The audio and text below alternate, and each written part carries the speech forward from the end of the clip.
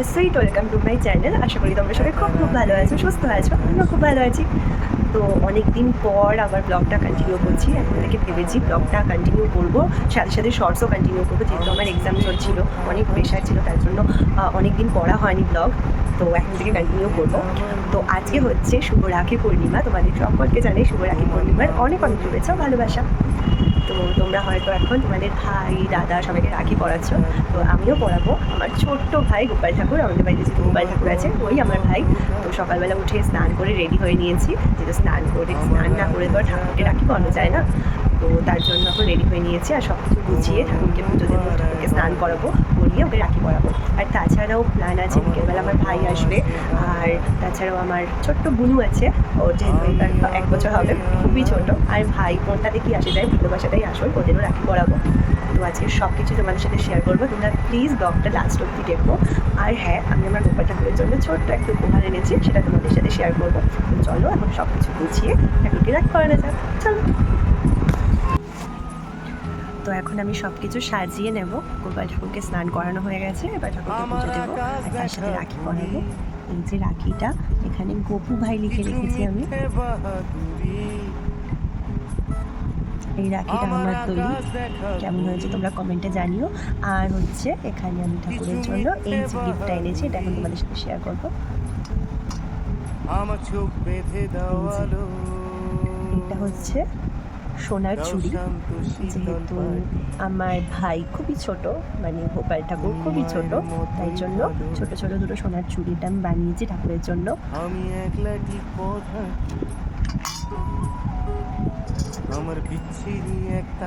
এই দেখো, আমার তো খুব পছন্দ হয়ে যায়, খুবই কিউট এইগুলো। এই দুটোকে রাখি পরিয়ে আমি এটা পরিয়ে দেবো। তো চলো ওকে এবার রাখিটা পরানো যাক। রাস্তা পার হবে সাবধানে। চুড়িটা পরিয়ে না বাবা? না, রাখি পরিয়ে তো দিতে।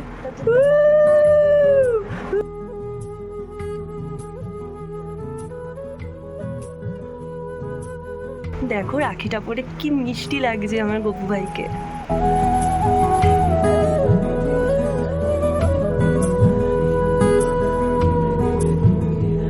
তোমার গায়ে লাগে না ধুলো, আমার দু মুঠো চাল চুলো। তোমার গায়ে লাগে না ধুলো, আমার দু মুঠো চাল চুলো। রাখো শরীরে হাত যদি, আর জল মাখো দুই হাতে। আমার গোপু ভাইকে রাখি পড়ানো হয়ে গেছে, তো এখন আমি বসবো পড়তে, যেহেতু কালকে 20 তারিখ আমার লাস্ট এক্সাম আছে। আমি যেহেতু ডিএড করছি, তোমাদের সেটা বলেছি, তো সেটারই লাস্ট এক্সাম। সবকটা এক্সামই খুব ভালো হয়েছে, কালকে যেহেতু ম্যাথ এক্সাম আছে, তো সেটা একটু টাফ আমার কাছে, বেসিক্যালি ম্যাথটা খুবই টাফ। তো সেটারই এক্সাম আছে। আর যেহেতু মাঝে দুদিন আমি ছুটি পেয়েছি, কিন্তু পড়তে বসতে পারিনি, যেহেতু আমি ছোট্ট একটা বিজনেস আছে আমার, সেটারও কাজ করতে হয়, এডিটিং থাকে, তার সাথে হচ্ছে কালকে, আজকে যেহেতু রাখি, কালকে তার অনেক কিছু মানে আয়োজন করতে হচ্ছে। আর কালকে আমার একটা গানেরও এক্সাম ছিল, সেটাও দিতে যেতে হয়েছে, তো কালকে পড়তে বসা হয়নি, তারপর পড়তে। তো চলো, এক্সামটা তো ভালো দিতে হবে, লাস্ট এক্সাম বলে কথা। তারপর ছুটি, যেহেতু কালকে রিটেনের লাস্ট এক্সাম, তারপর প্র্যাকটিক্যাল আছে, সেগুলো তোমাদের সাথে পরে শেয়ার করবো। চলো।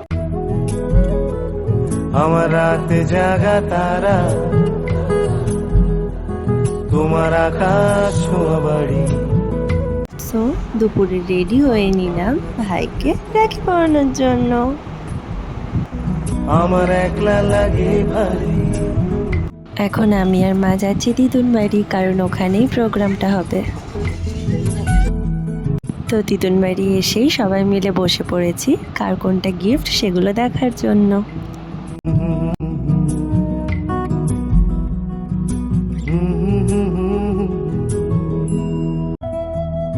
আমার ভিনদেশি তারা একা রাতেরই আকাশে। আর এখানে ছিল আমার মাসিমণি, আর এই যে আমার মামাই, আর হচ্ছে পাশে ছিল আমার মা। আর দেখো আমার মায়ের হাই বলা স্টাইলটা শুধু একবার দেখো দেখো। তারপর এখানে ছিল আমার দিদুন, আর ছিল আমার ভাই, আর পাশে ছিল দাদু। দেখো ভাই কিছুতেই হাই বলবে না, আর আমি ওকে জোর করে হাই বলাবই। আর এই যে আমার দিদি, এখন আমি দৌড়ে দৌড়ে যাচ্ছি দিদুন বাড়ির রাধাকৃষ্ণ মন্দিরে, কারণ সেখানে আমি এখন কৃষ্ণ ঠাকুরকে রাখি পরাবো। আর ভিতরে দিদুন সন্ধ্যা দিচ্ছে। তোমার অন্য পাড়ায় বাড়ি, আমার ভয় পাওয়া চেহারা, আমি আদতে আনাড়ি। এরপর দিদিও রাখি পরিয়ে নিল। এই যে আমাদের ছোট সদস্য, ওর একটু শরীর খারাপ বলে মামায়ের কোলে শুয়েই ছিল। আর এই যে আমার দিদি কেক বানিয়ে এনেছে। এখন চলো সবকিছু আমি রেডি করে নিই। আমার আকাশ দেখা ঘুড়ি, কিছু মিথ্যে বাহাদুরি। আমার আকাশ দেখা ঘুড়ি, কিছু মিথ্যে বাহাদুরি। আমার চোখ বেঁধে আমি আর দিদি মিলে মিষ্টিগুলো সাজিয়ে নিলাম। আর এই যে দিদি এখানে কাস্টমাইজ রাখি বানিয়ে কিনে এনেছে, তো সেগুলো সুন্দর করে সাজিয়ে নিলাম। আর এরপর এখানে গুনুকে নিয়ে সবাই একটু মজা করছিল, যেহেতু ওর শরীরটা খারাপ ছিল। আমার বিচ্ছিরি এক তারা। এরপরই শুরু হয়ে গেল আমাদের রাখির অনুষ্ঠান। আর এই প্রথমবার আমাদের বাড়িতে সবাই সবাইকে রাখি পরিয়েছে। এত তাড়া,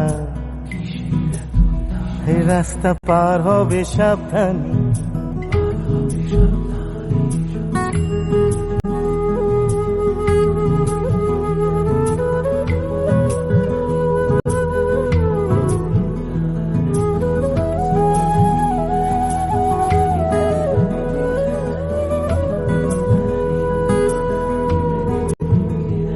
তোমার গায়ে লাগে না ধুলো, আমার দু মুঠো চাল চুলো। তোমার গায়ে লাগে না ধুলো, আমার দু মুঠো চাল চুলো। রাখো শরীরে হাত যদি,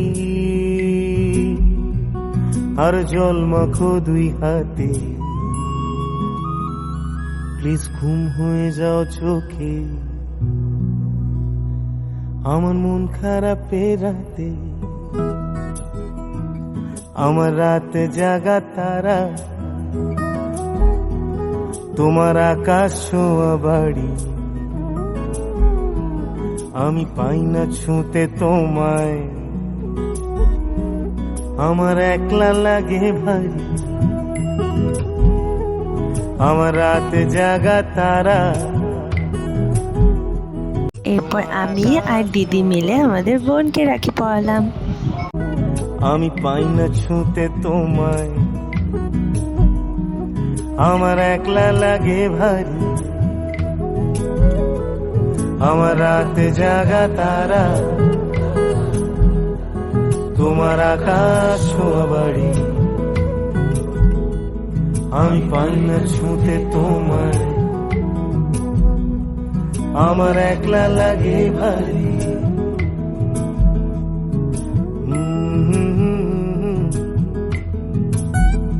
এরপর স্টার্ট হলো আমাদের কেক কাটিং।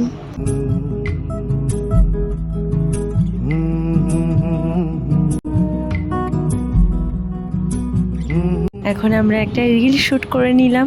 অনেক ট্রায়ালের পর ফাইনালি এটা হয়েছে। এখন আমি আমার বোনকে নিয়ে বেরিয়েছি একটুখানি ঘুরতে, আশেপাশে একটুখানি রাস্তায় হেঁটে। তারপর ওকে বাড়িতে দিয়ে আমি আর মা চলে যাব বাড়ি। তুমি বাজালে এক তারা। তো দিদুন বাড়ি থেকে রাখি অনুষ্ঠান কমপ্লিট করে চলে এসেছি এখন বাড়িতে। যেহেতু কালকে আমার এক্সাম আছে, তো লেট করলে চলবে না, পড়তে বসতে হবে, তাই তাড়াতাড়ি চলে এসেছি।